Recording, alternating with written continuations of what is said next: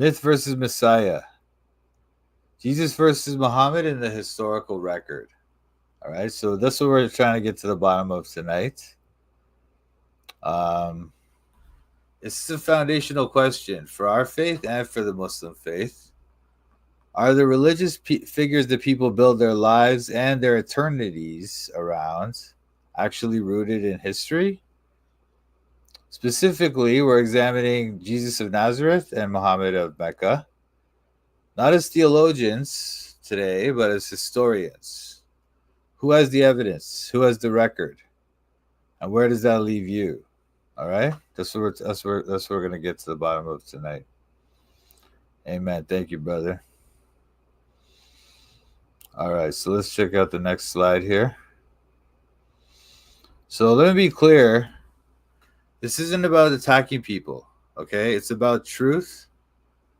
If your eternity hinges on a man's teaching, then his historical existence and the reliability of his claims matter.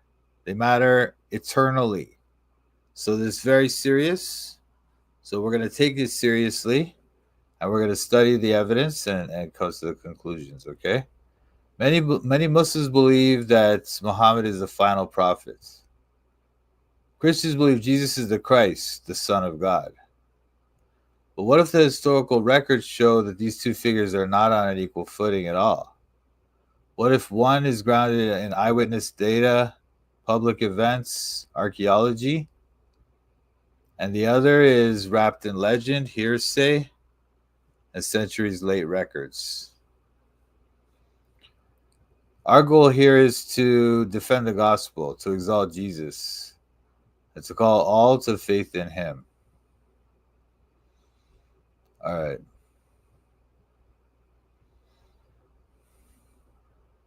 So there's 5 historical criteria people usually look at when they are examining this is what they call the historicity of Jesus, right? Like Jesus, we believe in him because of the Bible, right? But then there's his historicity is what's the other evidence outside of the Bible that could evidence him, or even the Bible can be considered historical evidence as well, in a proper understanding of historical evidence.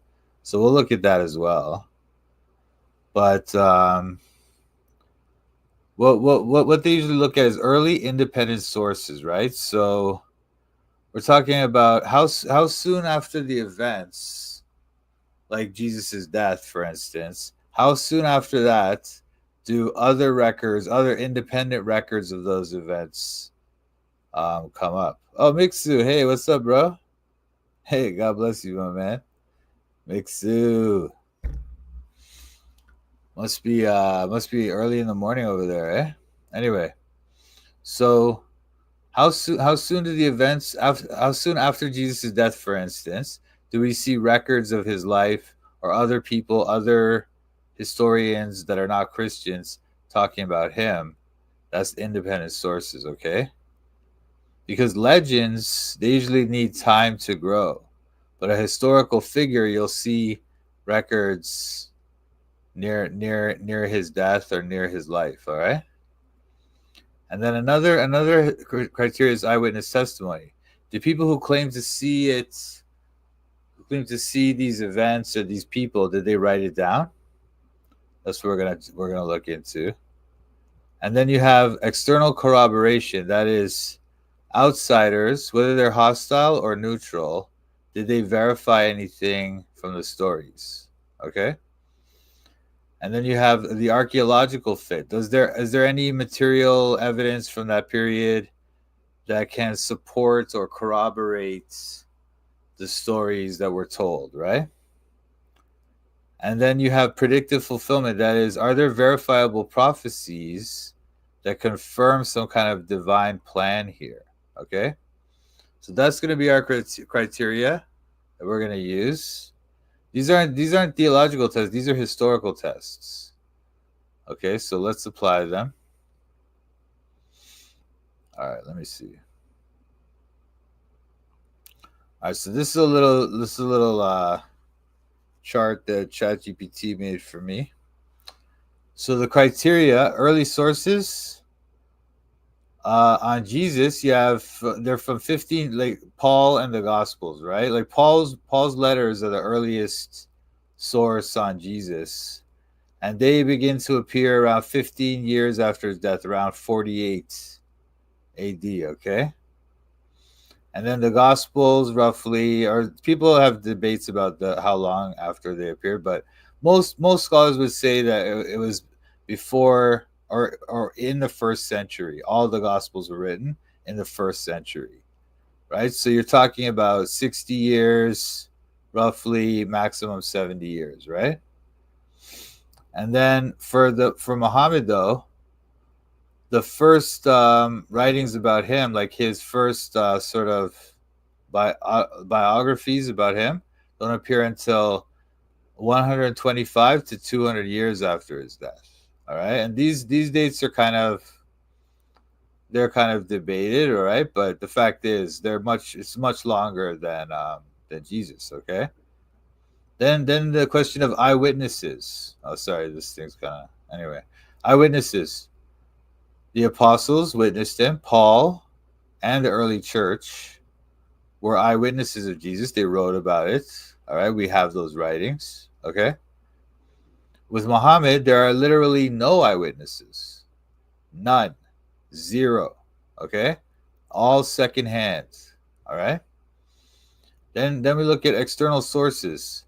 So there's many more than this, but just to start off, we have Tacitus, who was a famous Roman historian. Josephus, who was a Jew, but he became like a Roman kind of, right? And then Pliny was a Roman also, and they all have writings about Jesus. All right, these are all very famous men. There's other writings as well. I just picked these because these are the most famous.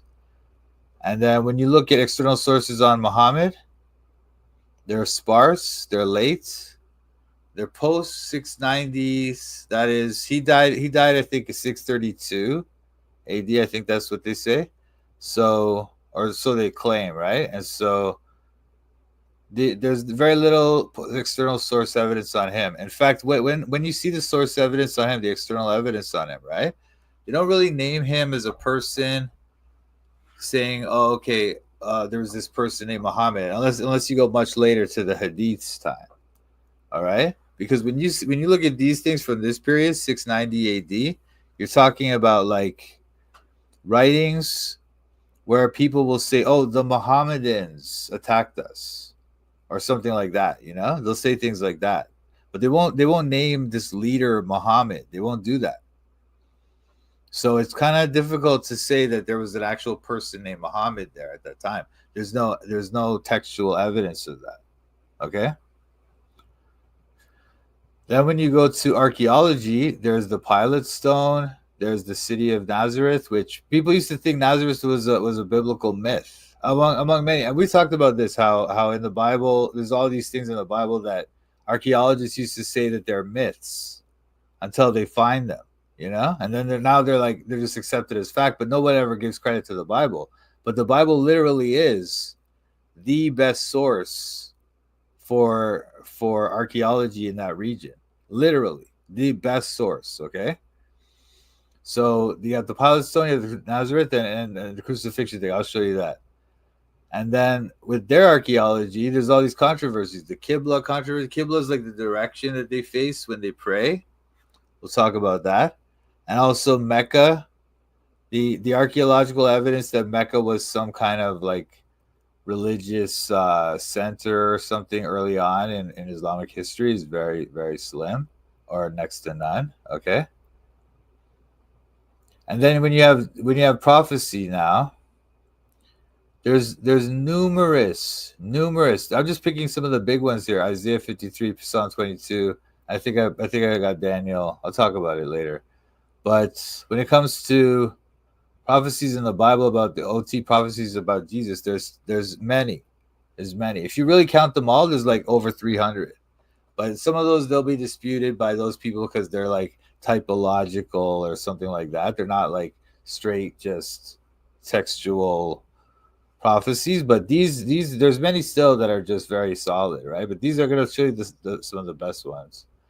And then you got Deuteronomy 18 for Muhammad, which is highly disputed. Deuteronomy 18 is where it says, Moses says, a prophet like unto me. God will raise up a prophet like unto me, and him shall ye hear. Right? But and so Muslims will try to say that's about Muhammad, but it's like it's just ridiculous. Like this has nothing to do. He doesn't do anything that prophets do. Prophets that we know, they predict the future, they do miracles and all this stuff. This is not what he did. He didn't do that, right? So it doesn't really add up. But anyway, let's keep going. Oh, wait, let me see if I have anything here. Hang on.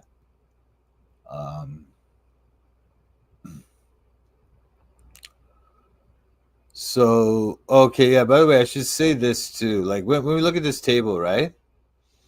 So Jesus' life is documented within 15 to 60 years. Paul's letters, the Gospels, but Muhammad is not, there's no full biography for 125 years. And that one, there's problems with that too, which we'll talk about as well.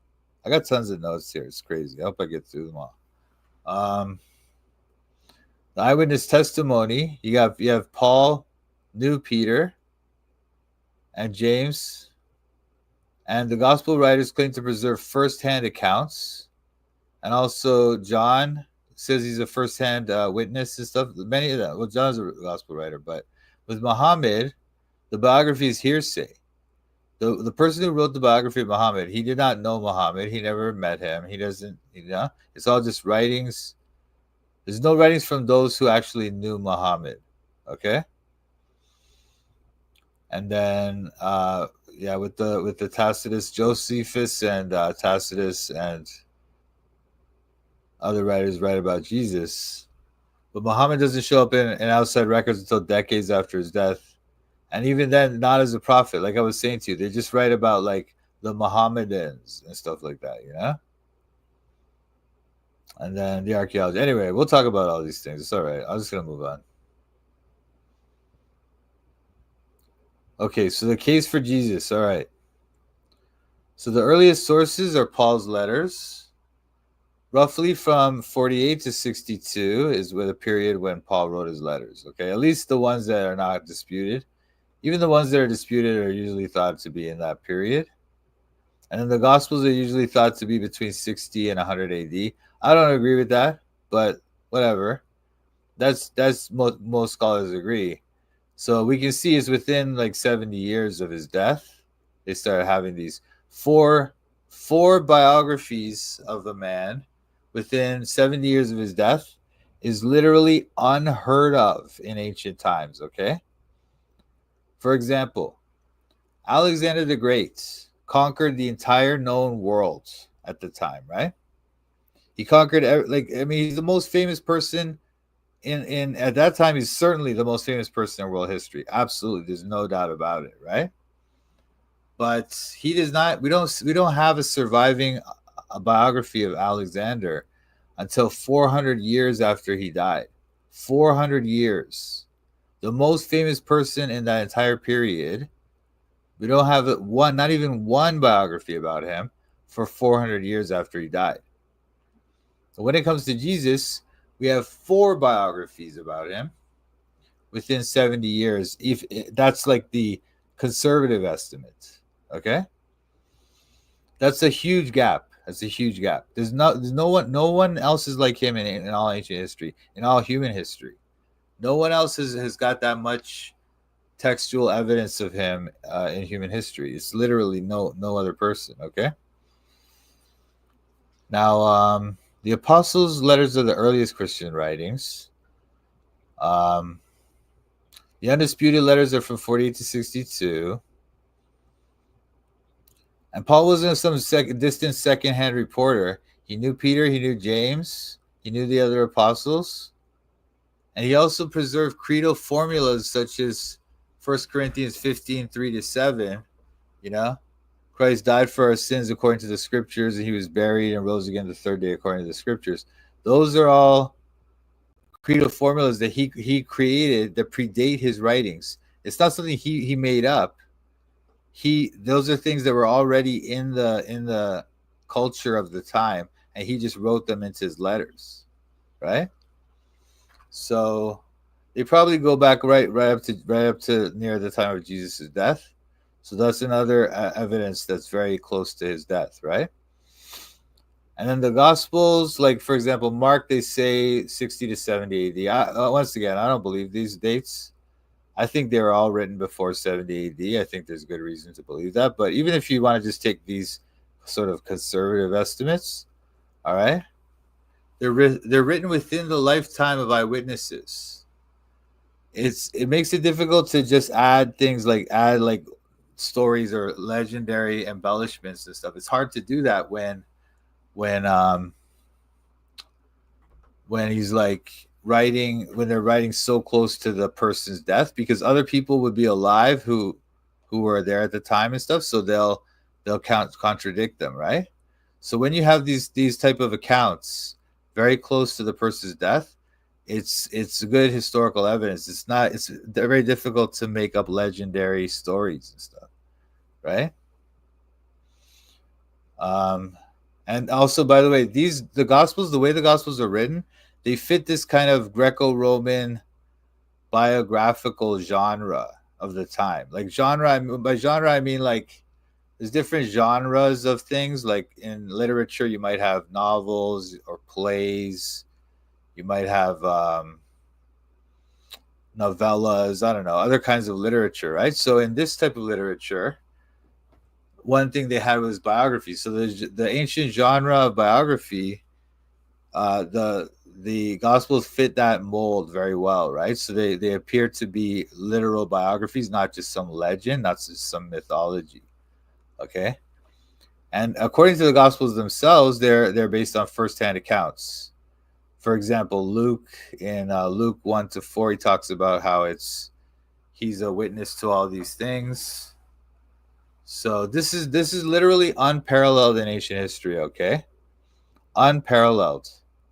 Like I was telling you, Alexander, the most famous person in the time. We don't have a biography of him for like 400 years. Jesus, you have 4 biographies within just 70 years. So that's just wildly. It's just like it's unheard of. It's unheard of. Okay, and then you have people like Tacitus, Josephus, and Pliny. Oh, hey, Michelle, what's up? Hey, how are you? I've been talking to Michelle in the comments. Nice. Glad you could make it to live, my dear. So what was I talking about?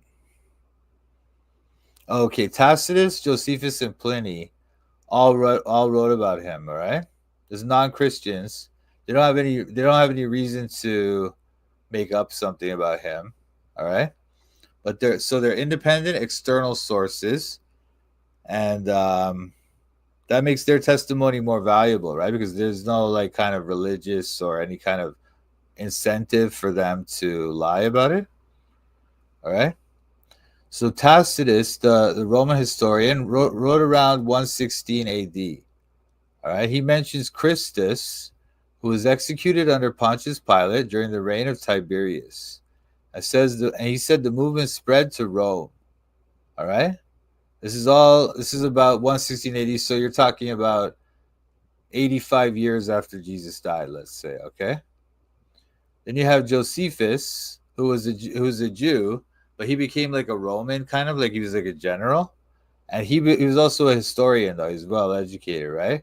And he mentions James, the brother of Jesus. He mentions Jesus too, but there's like a passage in his work about Jesus that some people say it was interpolated. It was partially interpolated, but it still carries like historical value, and generally people who understand this subject, they honor his historical accuracy here. Okay, and the passage refers to Jesus as a wise man crucified under Pilate. Okay, then Pliny the Younger, who was around like 112 A.D., he said that he described Christians worshiping Christ as a god and refusing emperor worship and meeting regularly. Okay, so That's very good evidence. I mean, no serious historian of the period believes that these are just Christian inventions. They everybody kind of knows that these are real. Okay, and they confirm core facts about Jesus. He lived. He was executed by Pilate. He was worshipped as a god very early on. Very early on. That's his importance. All right.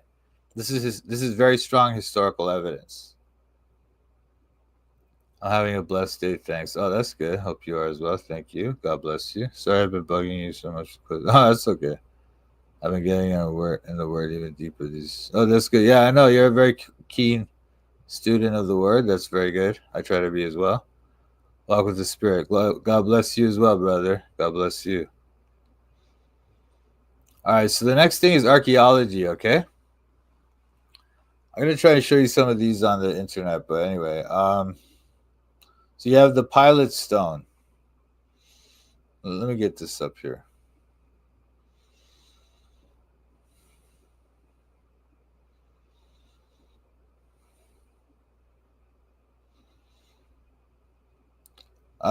This is another example of things that people used to say were biblical myths. I'm telling you, there's like a whole. I should make a list of just those, just things that scholars used to say were biblical myths until they found them, and then now they have to admit it's absolute historical fact. This is the Pilate Stone. People used to think Pilate was a myth, or that his position as the prefect of Judea was also a myth. That's what they used to say, right? Until they found this stone. This is a replica, actually. Let me show you the real one.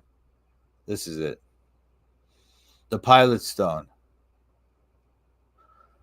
So this thing, I don't know. It says I don't know. I can't read this, but anyway, this basically says his name, and it says that he's the prefect of Judea. Okay, so it basically proves that Pilate was the prefect of Judea during the time of Jesus Christ, exactly as the Bible stated. And even though people always try to deny it, they can't. Okay. Then you have this thing. Excuse me. Jehohanan. This man was crucified, and his bone, his heel bone, still had the nail in it, proving exactly that the method of crucifixion reported in the Bible is accurate. All right. Jehohanan was a Judean man sentenced to death by crucifixion sometime in the 1st century CE. His ossuary, that's ossuary is like a box where they put the bones, was found in 1968 with building contractors working in. Anyway, they found it.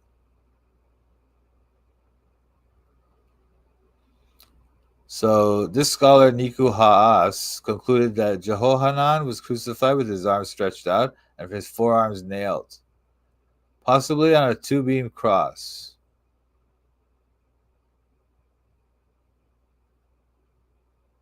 Anyway, so then these other scholars come along and try to like talk whatever. But anyway, we'll you can learn more about that if you want. But the fact is, this guy they don't know too much about what happened to the rest of his body, but they see the nail in the heel bone, right? So that's the solid. They know for a fact that part. And then the other part where the guy was saying how he was nailed like this, that they don't know for sure. So there's debate. But the fact is they found the nail literally in his heel bone. So it's like, okay, that part they can't deny, right? So that's what's going on with that. But there's some dispute. Of course, these secular scholars always dispute all this stuff. Let me show you this one too. This is another one, Times of Israel. In a stone box, the only trace of crucifixion. An ossuary at the Israel Museum contains the sole evidence ever found for the Roman practice of execution on the cross. This is his heel bone with the nail in it. And it's kind of gruesome, I know, but I'm just... And this is the ossuary, the bone box. So this is the box, and there's that they're writing on here. And there is another skeleton in there. Okay, so that's that. And the other thing I want to show you is Nazareth. So Nazareth is another place that they used to say was a biblical myth. The home of Jesus Christ is Nazareth, right?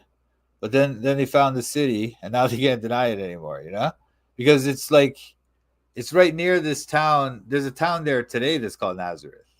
So people used to say, "Oh, they just called it that because of Christians," and in the ancient times it was a myth. It's like, I don't know why they act like that, but that's how they are. But they found all this stuff here. Wait, this stuff is not it. But this one, Nazareth village. Okay. So this is in the village of Nazareth. This is in Nazareth. Now it's like kind of a tourist trap, but the fact is it was there, So they get these people dressed up like that, But I'm just saying, they found a place where Jesus lived. They used to say it was a myth until they found it. Now they can't deny it. Okay? So I'll leave that there for now. So Jesus didn't walk around in some mythical realm of some kind of legendary thing, right? You have things literally from his time. They found Pilate's inscription. They found bones with nails in their foot. They found tons of archaeology confirming the Bible. It's tons all the time. Like I say, it's literally the best source for archaeologists of that period in that location. The number one source is the Bible. Okay, even including into the Old Testament and stuff too. I'm not like the whole thing. It's just unbelievably accurate. So, and then the other thing we should talk about is the Bible. Let me see. Hang on.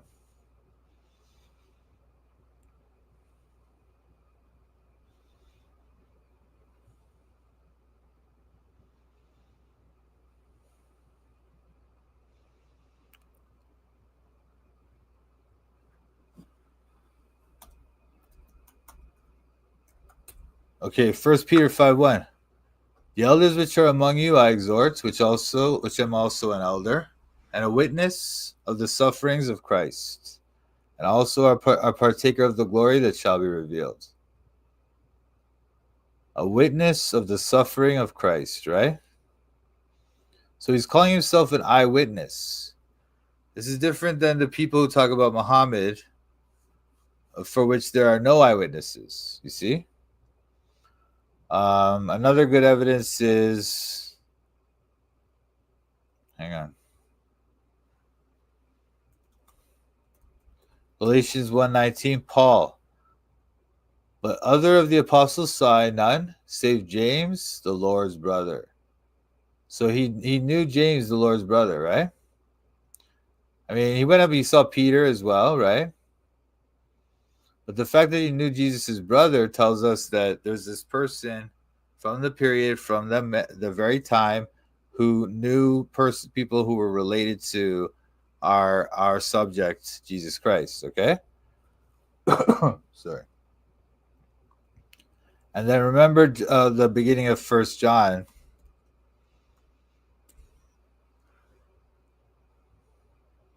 That which was from the beginning, which we have heard, which we have seen with our eyes, which we have looked upon, and our hands have handled of the word of life.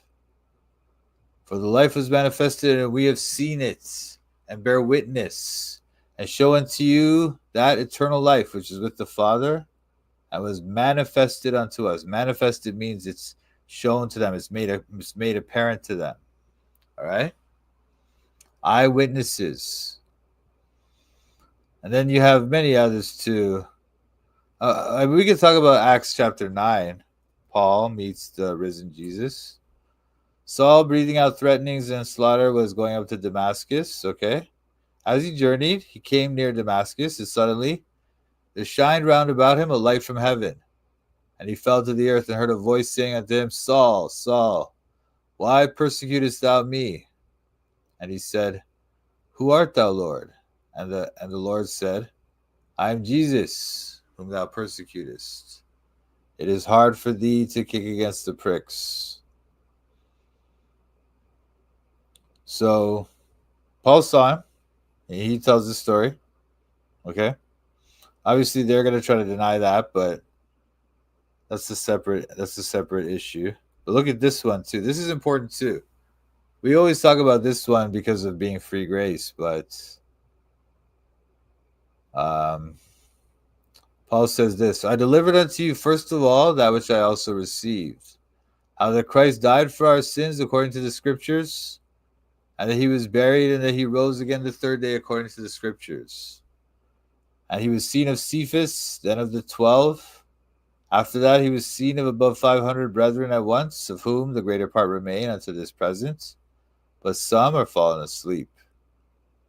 So multiple eyewitnesses, right? And these things are verified in his gospel with the other apostles. He's saying, like, look, Peter was there, or Cephas is Peter, right?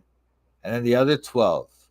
So all the 12 saw him, and then 500 other people. When he says this, 500 people at once, he's saying this to people, and he says this, of whom the greater part remaineth to this present, but some are fallen asleep. So the greater part remaineth to this present. He's saying this to say, look, these people are still alive. Go ask them.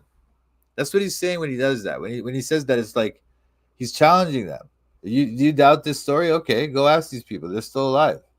That's very, very, very strong historical evidence. Okay, I understand that most people will try to deny the Bible's historicity, but it's ridiculous when you see this type of thing. You don't have other ancient documents that can provide this type of evidence. And then the other aspect that's important, we're going through our 5 criteria that I showed you earlier, but the other thing is the prophecies, right? So let's talk about Isaiah 53.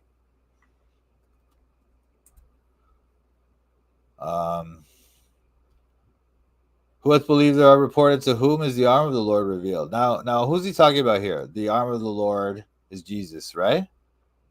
And he's saying this about him because he's my servant. Jesus is referred to as the servant, or sometimes they call him the suffering servant in this section of Isaiah, okay? Behold, my servant shall do prudently, he shall be exalted and extolled and be very high. So this servant is first, he shall be exalted and extolled and be very high. Shall be in the future, right? But then at this time he's not. He is despised and rejected of men. He hath borne our griefs, carried our sorrows. He was wounded for our transgression. He was bruised for our iniquities. The chastisement of our peace was upon him, and with his stripes we are healed. He was oppressed, he was afflicted, and he opened not his mouth. He is brought as a lamb to the slaughter, and as a sheep before her shearers is dumb. So he opened not his mouth. And he made his grave with the wicked, and with the rich in his death, because he had done no violence, neither was any deceit in his mouth.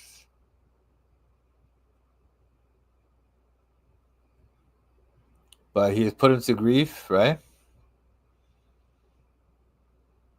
Therefore will I divide him a portion with the great, and he shall divide the spoil with the strong, because he hath poured his soul unto death, and he was numbered with the transgressors, and he bare the sin of many and made intercession for the transgressors.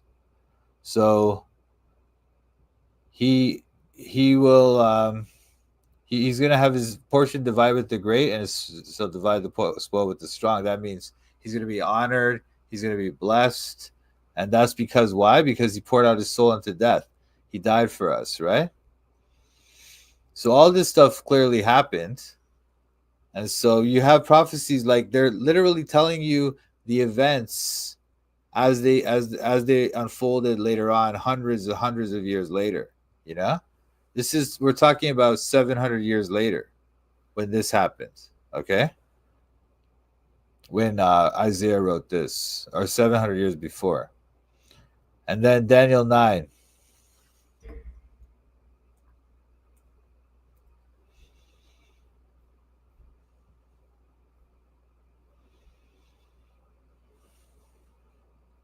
"70 weeks are determined upon thy people and upon thy holy city, to finish the transgression and to make an end of sins, and to make reconciliation for iniquity, and to bring in everlasting righteousness, and to seal up the vision and prophecy, and to anoint the most holy. Know therefore and understand that from the going forth of the commandment to restore and to build Jerusalem unto the Messiah the Prince shall be 7 weeks, and 62 weeks. The street shall be built again, and the wall even in troublous times. And after 62 weeks shall Messiah be cut off, but not for himself.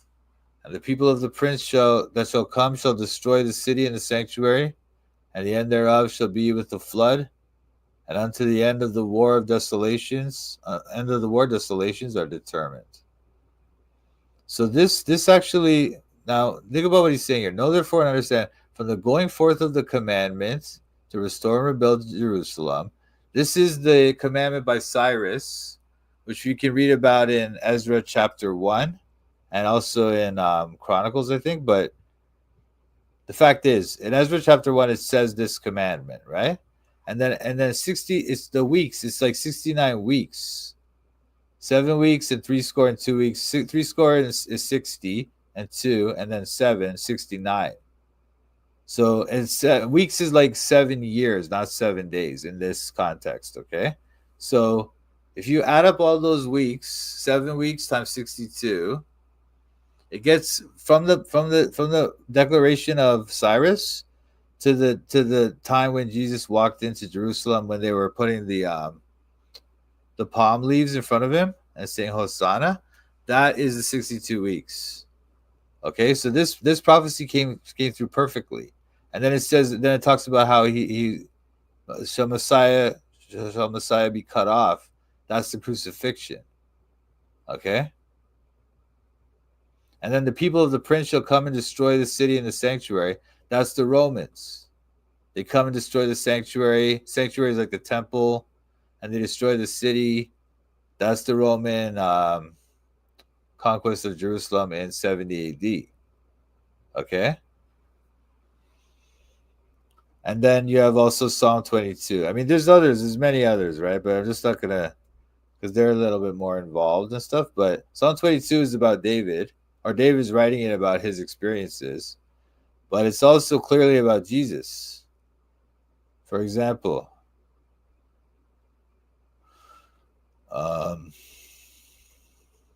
they've pierced my hands and my feet. The dogs have compassed me, and the assembly of the wicked have enclosed me. See, I remember the people were surrounding Jesus and yelling at him, spitting on him, and all this stuff. That's what that is. They gaped upon me with their mouths as a ravening and a roaring lion. Many bulls have compassed me about, surrounded me, right? And then look at this one.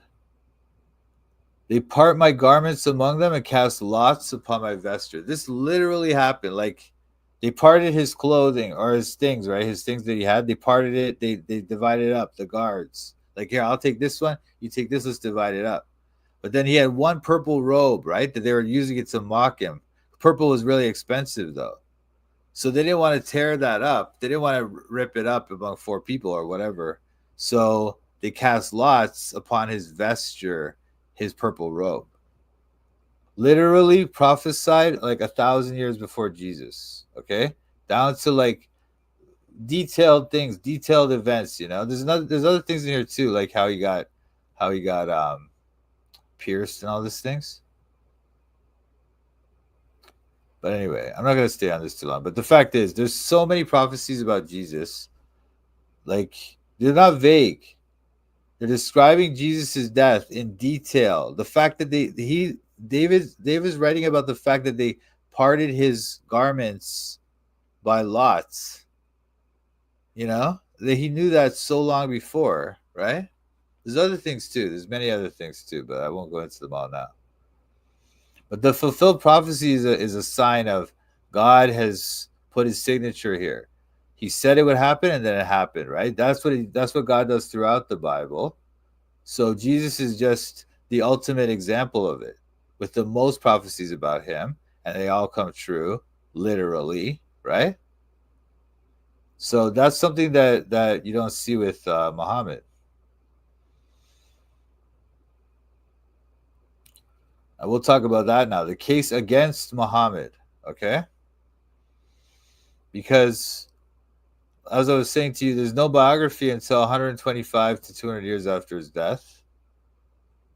It's just, I mean, the Quran even lacks the Quran itself as a book lacks historical detail about Muhammad. You have very little detail about him. Okay. There's no biography of him until, like I was saying, 125 to 200 years. Let's take a look at that biography.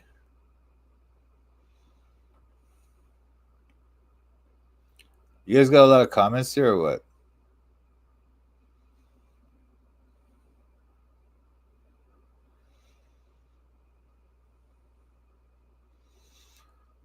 So this is the prophecy. Al-Sira al-Nabawiyya. Ibn Ishaq. Ibn Ishaq is the author. Okay, so what am I looking at here? Hang on. Sorry, my notes are a mess, as usual. So this man, wait. Anyway, the first full biography of Muhammad, this is it. Sirat Rasul Allah by Ibn Ishaq was written roughly 130 to 150 years after Muhammad's death. He's died in 632 AD. So this is written like after that, 100 years after that, or more. And even this version only survives through an edited version. So we don't actually have the original version of this book. We have an edited version. And the man who edited it, Ibn Hisham, he admits to removing parts that he found to be problematic. He just removed them. So somebody else wrote this biography of him, which is, again, 150 years after his death, or 125 or whatever. And then even that, we don't have the original. We have some edited version where the guy literally admits that he removed parts of it. Okay? So compare that with the gospel. The gospels were they would die before they remove a part of the gospel. You know? These people would they would be tortured to death before they remove one word out of that book. Okay? But these guys, they just rip parts out of it. They just don't even care. You know? And also the other thing about the gospels, they're written within the generation after Jesus has died. So there's people still alive that actually saw those things. You know, Luke is talking to witnesses. Luke witnessed some of it, right? And Matthew was there. John was there, right? So there's a total difference. It's completely different. There's no comparison. So the fact that you have scholars today trying to say Jesus is a myth, and if scholars try to say Muhammad is a myth, they get like marginalized and treated like garbage.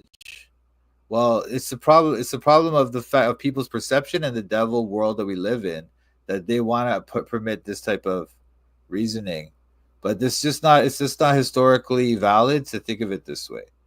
The more valid way is to think that this person is probably a myth. It doesn't make sense. Like,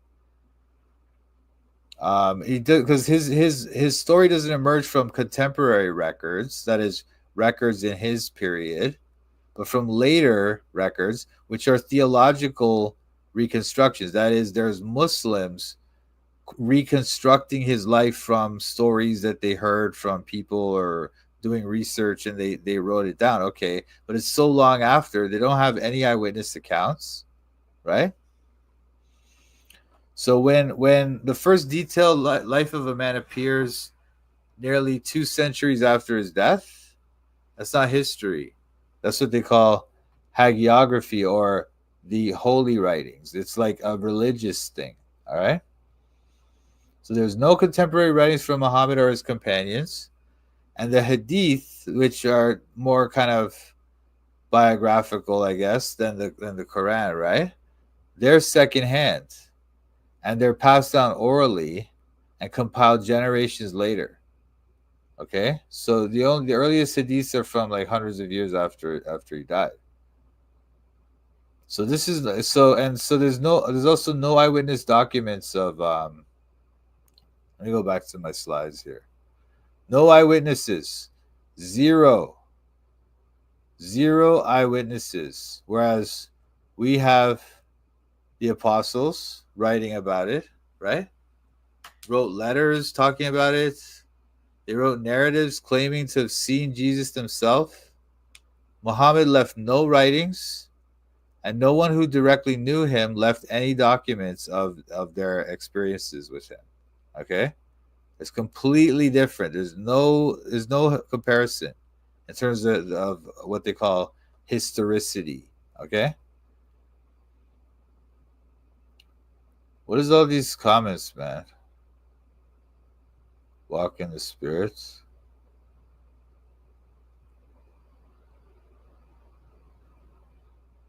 Who's G-Funk?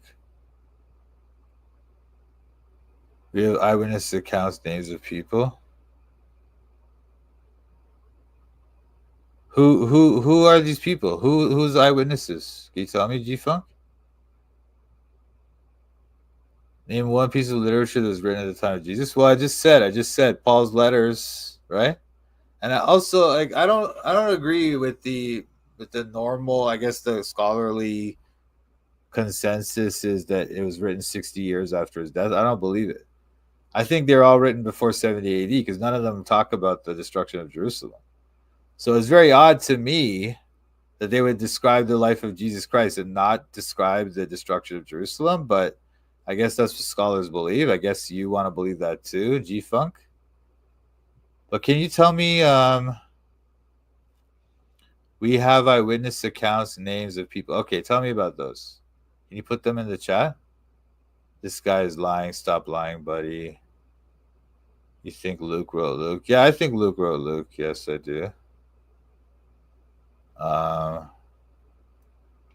Your own scholars say, no, they're not my scholars. They're not evangelical scholars, but there are evangelical scholars who defend Luke's authorship, okay? So you don't seem to understand who's my scholars and who are other scholars, okay? I'm a Christian evangelical, so our scholars do support my view, all right? And they have very good scholarly evidence. They study it academically. They don't study it like religious freaks or anything. Okay, what's the date? I don't know. Anyway, I'm asking you a question here. You said you have eyewitness accounts and names of people. That's what you're saying, right? G-Funk? G-Funk? Dude, is that what Muslims call themselves? No, don't ask me questions. You made this claim. We have eyewitnesses, accounts, names of people. So can you please write those names of people and the eyewitness accounts? Write them in the chat. Okay? And I'll take a look at it. But don't ask me questions until you can back up your statements, all right? Because you look stupid right now. G-Funk is a style of music. Yeah, Muslims shouldn't listen to that. So no contemporary writings about Muhammad or his companions. None. G-Funk is wrong. And that's why G-Funk's not putting any names or anything. What's your question? I just asked you, man. You said this. I don't know. Where is it? We have eyewitness accounts, names of people. That's what you said, right? So put those names of people in the eyewitness accounts. Put them in the chat. The Quran was written at the time of Muhammad. Okay, yeah, sure, buddy. Sure was. Even if it was, like, let's just say that's true. Like, I'll take that on. Whatever. I guess most historians agree with you on that. That doesn't prove he's a real person. It could have been written by other people. There's no historical evidence. Like, it's not like the Quran is this historical biography of Muhammad. It doesn't tell us anything about him. No detailed information about him. No, I'm saying it could have come from anything. It could have been propaganda. Who knows what it came from? We don't know. What are you talking about? This guy, anyway, he's asking me this. Sorry, by the way, if you guys didn't know. He's asking me this. I'm not saying it came from magic. I'm saying it probably came from, like, some kind of religious cult or something, whatever. I don't even know what it came from, whatever.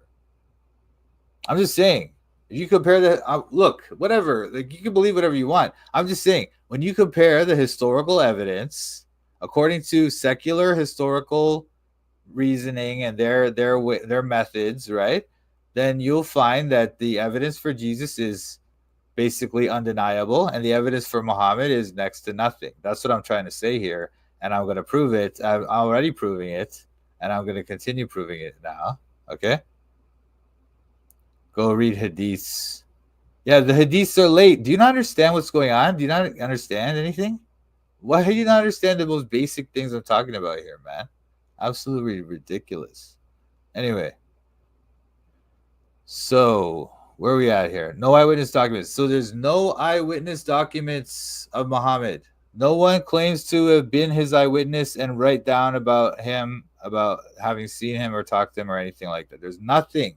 Not even one. Not even one. Okay? This is Muhammad. The Muslims agree with this.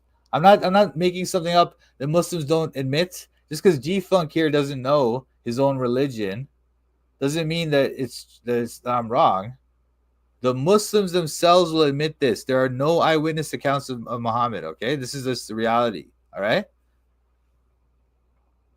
So, the apostles wrote letters, they wrote narratives, they claimed to have seen Jesus. Muhammad left no writings. No one directly knew him, left any documents either.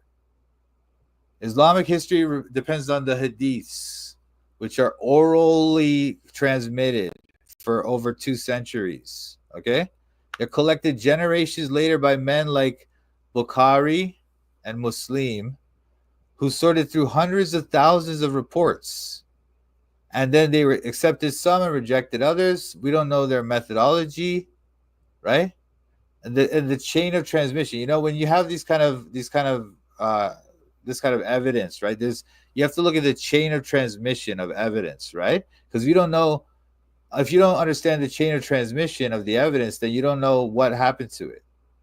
What if some weirdo picked it up and just was messing with it? You don't know. If you know that, then it's good. If you know it just came down through like trusted scholars or whatever, then that's like, okay, that's a pretty good chain of evidence. We can kind of trust those guys to take care of it well, right?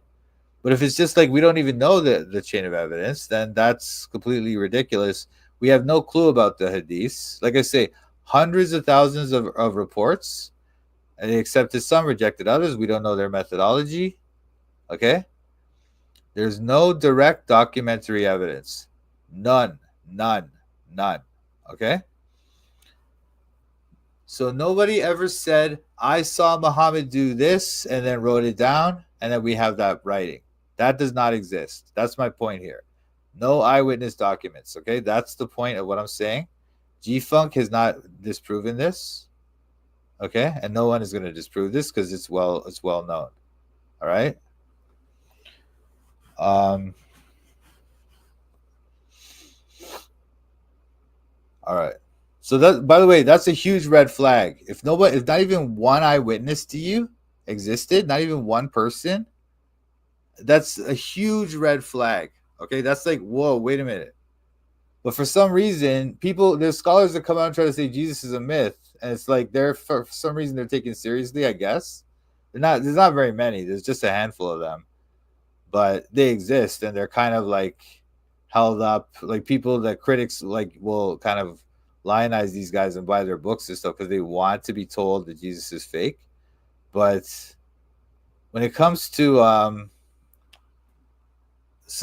but almost all the real scholars of this thing, they know very well that he was real, right? But when it comes to Muhammad, it's totally different. And also the stories we do have about Muhammad's life, the Sirah and the Hadith, which again, these are handed down orally and then they're written down like almost 2 centuries later, and some of them even more than 2 centuries. They're full of contradictions, and also they have theological agendas. They're religious documents, right? By people in the religion. So they have an agenda, right? They're not just like neutral observers writing like Tacitus, Josephus, other writers. We have writers that are completely external to the religion who are recording the historical events, okay? So let me look at this. Yeah, this whole thing about the theological, right? So the sirah are the biographies of Muhammad, and the hadith are the sayings and the actions. So they're also kind of biographical, but mostly biographical. I mean, but they're mostly like sayings, and they're compiled well after Islam had become political and a religious empire. So you have this whole empire, a government and bureaucrats and religious institutions and all these things that depend on this story, depend on this historical figure being real, being accurate, and all this stuff. So there's this all everyone who's writing these things, they're very much invested in it. They're very much incentivized to make this story fly, right? Unfortunately, they weren't able to remove the contradictions. For example, there's a question of did Muhammad forbid images or destroy them in the Kaaba? Okay, because Sahih Bukhari 5957, he says the Prophet said the people who will receive the severest punishment from Allah will be the image makers. So this hadith is often used to justify Islamic bans on portraits, statues, and even photography in strict Islamic circles, right? But if you look at Sahih Muslim 2108a, it says angels do not enter a house in which there is a dog or a picture. So that's another one that supports this idea that no icons, no pictures, no images, right? But other hadiths show images in the Kaaba or not destroyed. Sahih Bukhari 2479. When Muhammad entered Mecca in the conquest, 630 AD, it is reported he ordered the destruction of idols in the Kaaba, but a painting of Mary and Jesus was spared or not immediately removed. Sahih Bukhari 2479, okay? Then you have another one.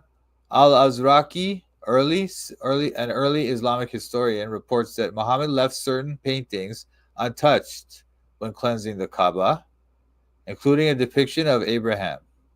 Okay? Paintings in the Kaaba. Now, these probably are all just stories. I don't believe any of them, right? But the fact is, they have this conflict within their documented historical accounts. Okay, so some of these suggest Muhammad was this iconoclast. That is, he breaks the images. He doesn't allow images. Others imply that he allowed or tolerated religious art, especially biblical figures, even within the Kaaba, even within Islam's holiest shrine. Okay, so this raises a serious question. Was Muhammad consistently anti-image, anti-icon, or was he supporting icons? And was this position developed later, or was it perhaps to distance Islam from Christian iconography? Like when the Christians started doing icons, maybe they introduced this idea of Muhammad being against images later on. Another thing is, did Muhammad ride the Buraq from Mecca or Jerusalem? A Buraq is like this legendary kind of like horse thing or something. And he supposedly rode this from by night, right? From Mecca or Jerusalem. But we don't know which one because it's conflicting. So this event supposedly occurred around 621 AD. And it's called the Isra, the night journey from Mecca to the farthest mosque. And then you have the Miraj, the ascension from there into heaven. Okay, where Muhammad meets prophets and receives the command for daily prayer. All right? But there's textual ambiguity. The Quran 17:1 says, "Glory be to him who took his servant by night from Al-Masjid Al-Haram to Al-Masjid Al-Aqsa." But here's the problem. Al-Aqsa, that's in Jerusalem, right? But here's the problem. In 621 AD, there was no mosque in Jerusalem called Al-Aqsa. So how did they get to a mosque called Al-Aqsa, Masjid Al-Aqsa, if there's no mosque there in 621 AD? How could they do that? So it's probably they applied this later on to the Quran, right? And then the hadiths have differences on this too. Some hadith and sirah traditions say Muhammad was transported bodily from Mecca to Jerusalem on the Barak, on the horse or whatever it is. It's like a mule or something like that. It's like a winged mule. Okay, and then he ascended to heaven, right? So they're saying that he was like in his full body, in his body. But others suggest that it was a spiritual vision, like a vision. He didn't actually go in his body, all right? And then others say that the journey began in Medina, not Mecca. So you have these contradictions. And then in some traditions, the ascension, the Mi'raj, the ascension to heaven happens directly from Mecca, not from Jerusalem. Okay? So there's a bunch of contradictions there. Islamic sources disagree on where the night journey began, whether it was bodily or visionary, and even how it fits into real geography. And the Quran is very vague on it, and the Hadiths are just contradicting. So if this is the second most sacred event in Muhammad's life. All right, but it's inconsistent records about it. So what does this say about the reliability of the Islamic tradition?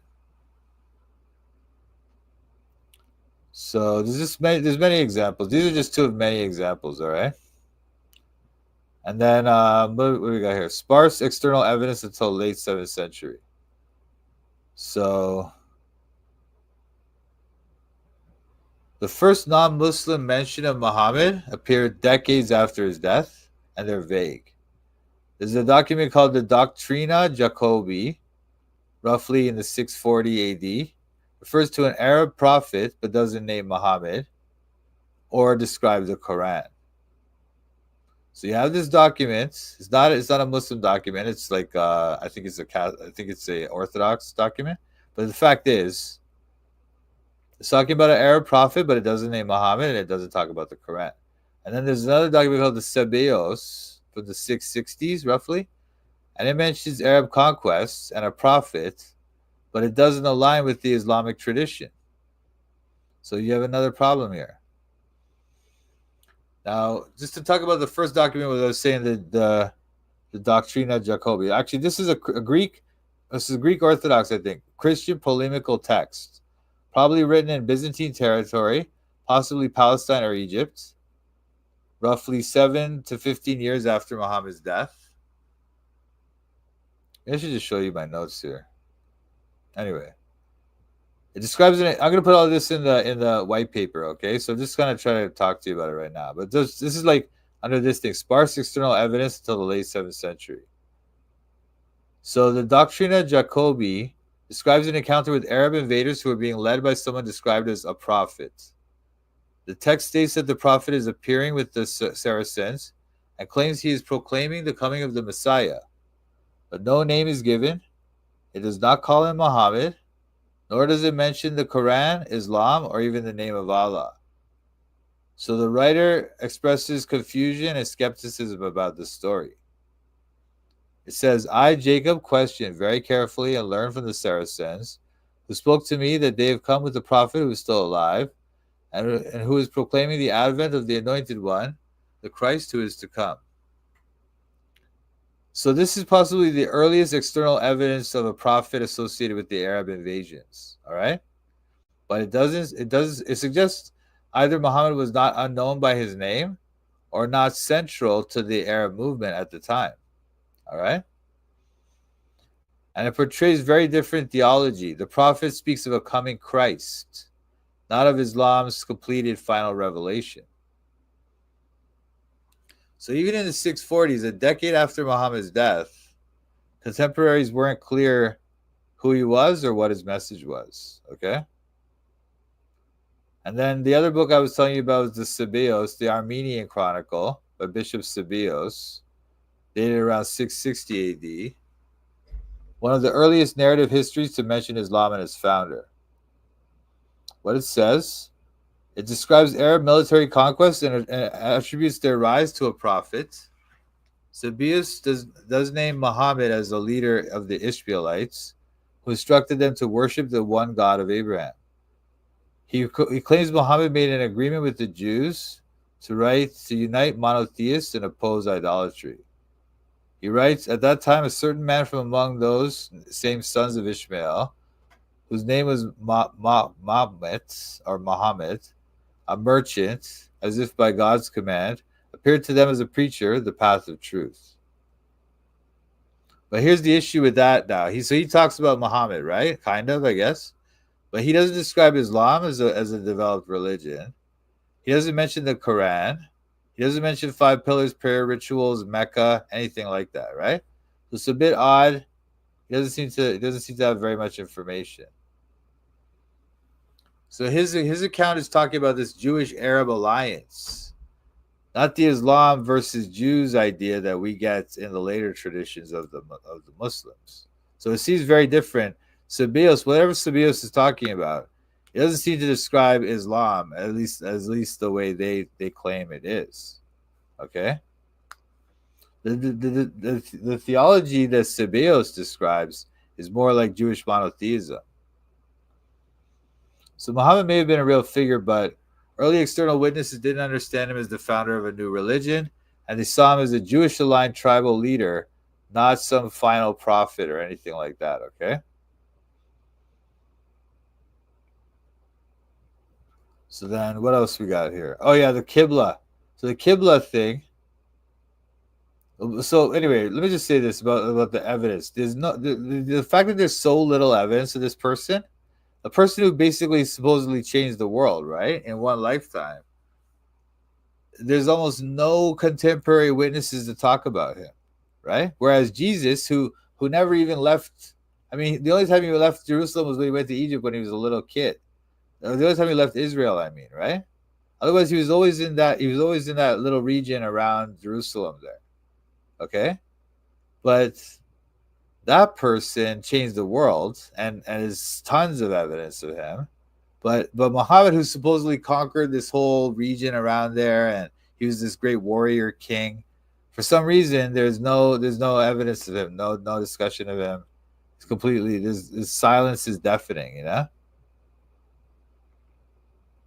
And then the Qibla direction. So what this is the Qibla is like the direction they face when they pray. So nowadays they pray toward Mecca. They face Mecca and pray toward Mecca. Okay? But the problem with this is that archaeology doesn't support this, okay? Doesn't support the early prominence of Mecca, because early mosques do not face Mecca. So that's the other thing. Not only do they pray always facing Mecca, but the mosque itself, the building itself, should face Mecca, okay? But these ones don't. These early mosques, the very earliest ones, right? Early mosques from the 7th and early 8th century did not point to Mecca. Despite Islamic claims that the Qibla, prayer direction, was divinely ordained toward the Kaaba. Archaeologist Dan Gibson argues the earliest mosque faced Petra, not Mecca. Petra is a place in Jordan. And then there's critics who tried to defend this idea, like David King. He tried to go against Gibson, and he rejected Gibson's conclusions. But even he had to admit that the Meccan orientation doesn't show up clearly until the Abbasid period, which is 750 AD, so more than 100 years after Muhammad died. Okay?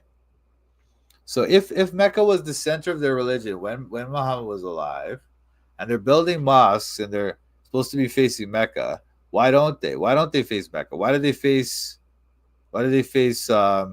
Petra in Jordan? Doesn't make sense. Okay. So I got a lot of notes about that too, but I'll just move on. That's all right. That's one of the big things. And then even Mecca itself, by the way. Let me hold on a sec. Oh yeah, Mecca itself, Mecca the city, Mecca. It's like there's barely any archaeological evidence of any kind of like, or textual evidence or any evidence, right, that Mecca was some kind of major religious or commercial center before Islam. You know, it doesn't appear in pre-Islamic Roman, Persian, or Byzantine maps. It does not even appear in their maps. That's how insignificant this place was. It was not some central place like the Islamic tradition would have you believe. All right. Ancient trade routes records, like those of Ptolemy, don't even mention it. They do not mention it. Okay.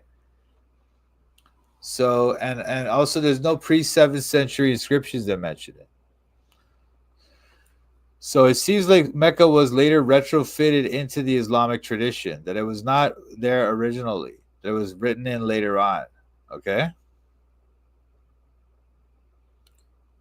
Now, so Dan Gibson was the one who argued that Petra was the original holy city. And he claims that the shift to Mecca was political during the Abbasid era. So that's, again, 750 AD. So more than 100 years after Muhammad died. Okay? That's when a new dynasty wanted to legitimize its power and its power base and further south, you know? And then this guy, David King, he tried to challenge the idea, right? He was saying that back then the Muslims, they didn't have like direction finding. They didn't know how to do it. So that's why their mosques were in all different directions. But you see a lot of mosques back then were consistently aligned towards Petra with very good accuracy. And of course the Islamics knew how to do the direction. They know directions, you know, they're not idiots, right? So it's just ridiculous. This scholars claim that they didn't know how to find a direction. Why are they building all their mosques towards Petra if they can't find a direction? They absolutely could find a direction. But they just didn't build it towards Mecca because Mecca wasn't the central thing of Islam back then.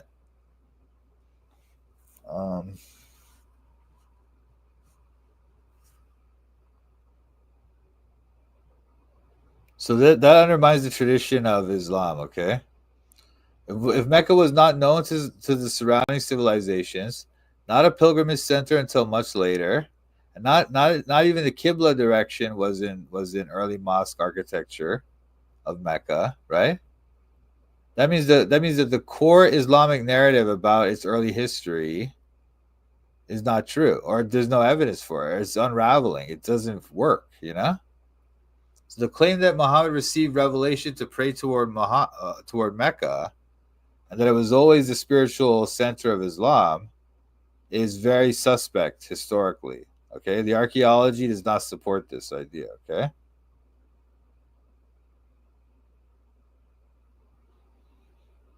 All right, so let's talk about the scholars who I've consulted on this, and like I say, I didn't manage to finish my white paper, but I'll make it soon. So Stephen Shoemaker argues Muhammad's image was shaped by later theological interests, not early historical memory. Okay? Shoemaker is one of the leading scholars in the field of early Islam and late antiquity. In works like The Death of a Prophet and The Quest for the Historical Muhammad, he argues that the earliest Islamic texts, like the Quran, don't give us biographical detail about Muhammad. The image of Muhammad as a religious prophet and moral teacher developed later, shaped by theological needs of the Islamic state. And the actual historical Muhammad, if recoverable at all, will look very different from the portrait given in traditional Muslim sources. I'm not saying this to you. This is what this scholar Shoemaker says, right? One of the leading experts in this field, okay? His point is that what most Muslims know about Muhammad is retroactive theological construction, not historical reconstruction, okay? Then you have Peters. He says the biography of Muhammad is nearly impossible. Writing a historical biography of Muhammad is nearly impossible with the current source material. Okay? So he says we can say almost nothing about Muhammad with certainty. Why? Because the sources are too late. They're theologically loaded. Like I was telling you, the hadiths are hundreds of years after their theological agenda, right? They often contradict each other. And there's no critical method for separating early reliable material from later inventions. We have no way of knowing what is just made up and what's true. We have no way of determining that. And this guy Peters is not some Christian apologist, by the way. He's just a secular scholar, but he's just being honest about what his findings, okay? And compared to Jesus, Muhammad is just disappearing into the historical fog of the period. There's almost no evidence for him. Then you have Berg and Rollins. Jesus far better attested than Muhammad. Far better attested than Muhammad, all right? Significantly stronger historical support than Muhammad. Oh, is that all I have for this guy? Anyway, whatever. And then W.T. Long. Critical methods show Muhammad's sources are unreliable. He wrote this book. He demonstrates how the Hadith and the Sirah collapse under critical scrutiny, showing they failed the same test that affirmed Jesus. So the same test, if you apply the same tests of historical accuracy to the New Testament as you do to the Hadith and the Hadith and the Sirah, there's no comparison. They absolutely are not. There's nothing. They're nothing compared to the one. The NT is valid historical documentation, whereas the Sirah and the Hadith do not. They're not. They cannot be considered that. They cannot be considered historical documentation. They are religious propaganda. That is what they are. Okay. So that's that.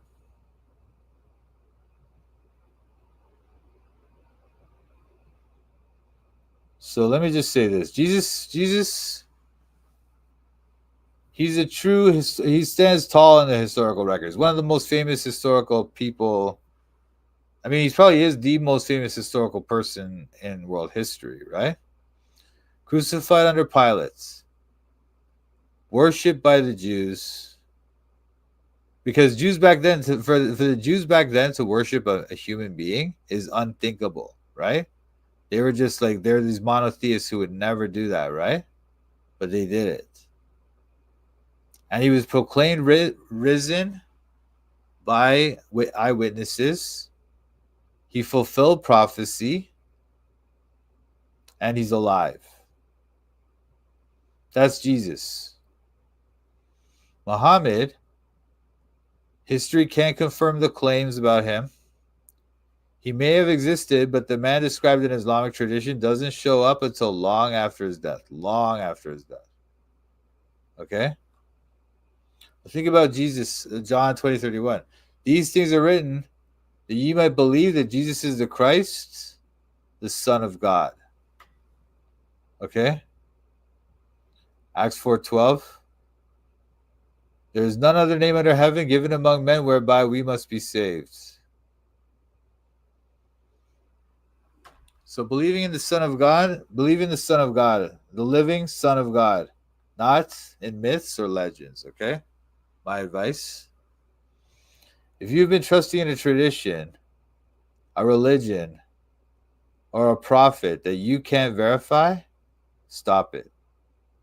Trust the risen Christ. Believe in Jesus Christ. He is the Messiah. He is the Savior of the world, the Son of God, who gives eternal life to everyone that believes in him. Okay. I'm studying the Bible in Toronto. I'm studying the Bible in Toronto. I'm studying the Bible in Toronto. I'm studying the Bible in Toronto. Studying the Bible with Mike, Sam, Pat. These other YouTubers are just so trash. Hit the thumbs up if you want to support. Go follow Mike as he follows the Lord. I'm studying the Bible in Toronto. I'm studying the Bible in Toronto. I'm studying the Bible in Toronto. I'm studying the Bible in Toronto. You better watch out, Mike's calling out the shills. If you're not free grace, you need to sit down and chill. We're not hyper grace, you know we keep it real. Eternally secure, you know that we're sealed. We don't back low, we're not workspace heretics. Mike's not in it for the money, trying to get a lick. They out here selling their souls for a couple clicks. Becoming Freemasons so they can't just get rich. I'm studying the Bible in Toronto. I'm studying the Bible in Toronto.